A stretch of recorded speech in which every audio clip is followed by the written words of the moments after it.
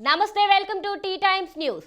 కేటీఆర్ కు big shock. Quash petition కొట్టివేసిన high court. Arrest చేయవద్దని చెప్పలేమన్న కోర్టు.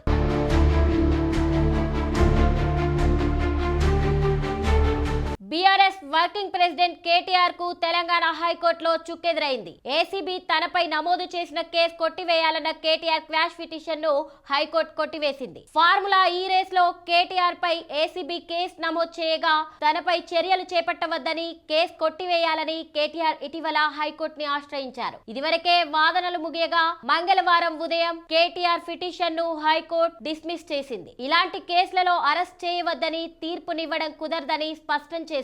ఫార్ములా ఈ కార్ రేస్ లో తెలంగాణ ప్రభుత్వ వాదనలతో న్యాయస్థానం ఏకీభవించింది. కేటీఆర్ ను అరెస్ట్ చేయవద్దన్న మధ్యంతర ఉత్తర్వులు సైతం ఎత్తివేసింది. ఇలాంటి కేసుల్లో ఏసీబీ దర్యాప్తులో తాము జోక్యం చేసుకోలేమని హైకోర్టు పేర్కొంది. చట్ట ప్రకారం నడుచుకోవాలని హైకోర్టు సూచించింది. చట్టాలు అందరికీ ఒకటేనని, అందరికీ రూల్ ఆఫ్ లా వర్తిస్తోందని హైకోర్టు స్పష్టం చేసింది. దాంతో కేటీఆర్ సుప్రీంకోర్టు వెళ్లే యోచనలో ఉన్నారు.